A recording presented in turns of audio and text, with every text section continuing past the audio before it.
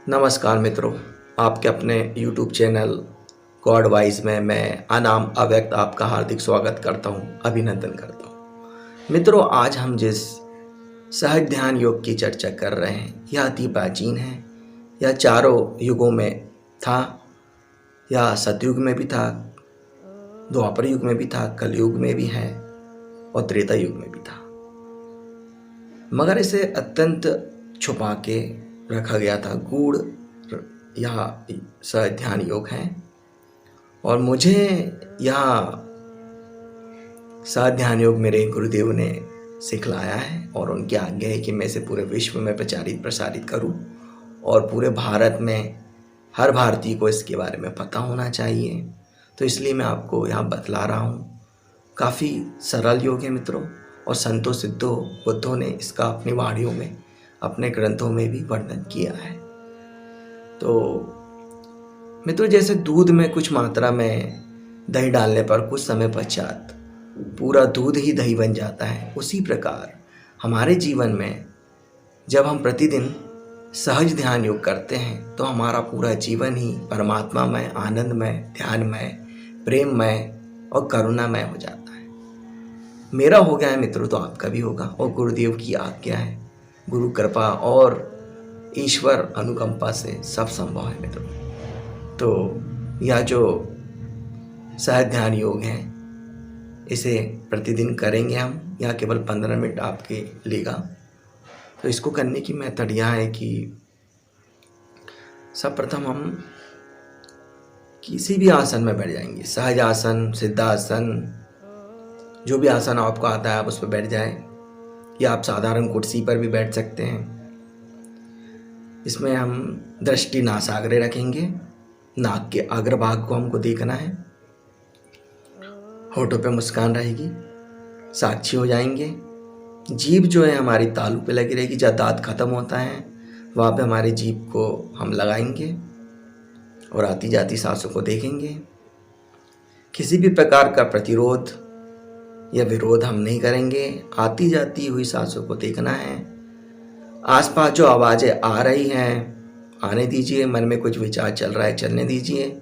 हम कोई प्रतिरोध या विरोध नहीं करेंगे, हम केवल साक्षी होकर आती जाती सांसों को देख रहे हैं।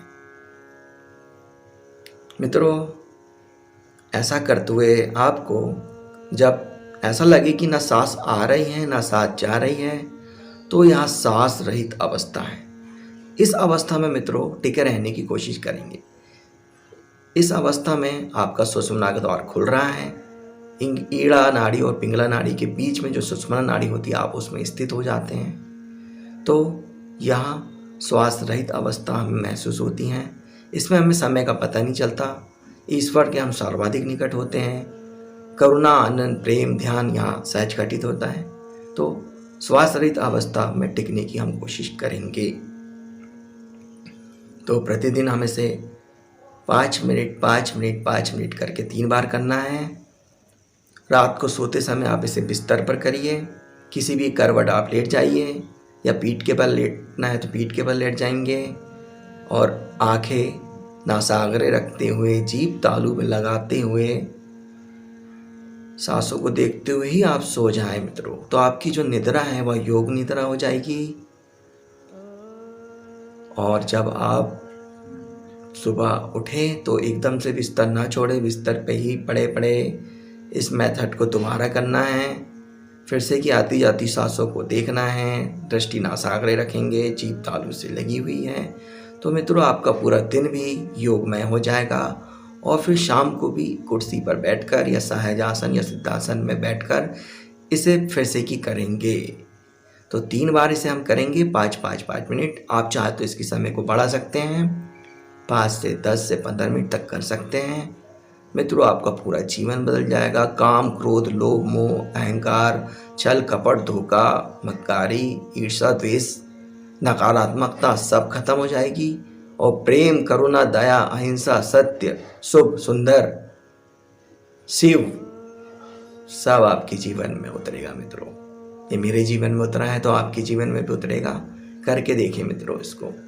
और मेरे गुरुदेव की आज्ञा है कि भारत विश्व गुरु बने, तो इसके लिए उन्होंने कहा है कि भारत आर्थिक, आंतरिक और आध्यात्मिक तीनों रूपों से समृद्ध होए।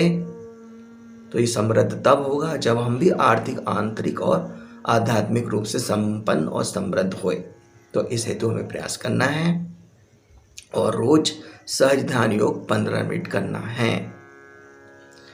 और मित्रों, ये जो तालू में हम जीभ को लगाते हैं इसे हम खेचन मुद्रा कहते हैं, या संतों सिद्धों ने अपने वाणियों में इसका वर्णन किया है, ऋषि मुनियों ने भी लिखा है।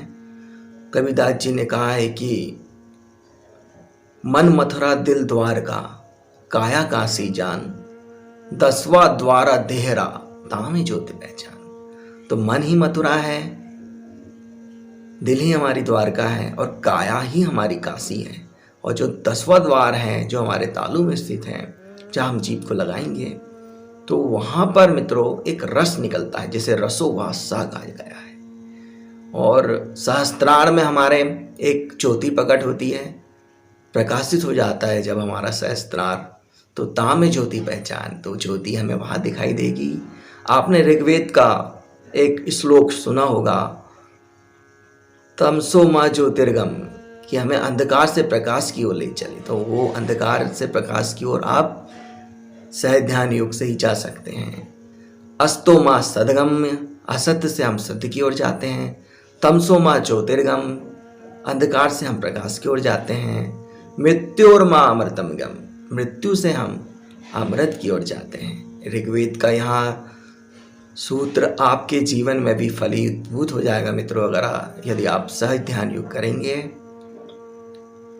इस चैनल को लाइक करें, सब्सक्राइब करें और शेयर करें मित्रों, ताकि भारत के प्रत्येक नागरिक को इसका पता चले और विश्व में भी जो भारतीय रहते हैं या विश्व में भी जो मानव हैं उनको भी हमारी भारतीय संस्कृति का, भारतीय ज्ञान का पता चले, ताकि हम विश्व गुरु बन सके। आपका बहुत बहुत धन्यवाद।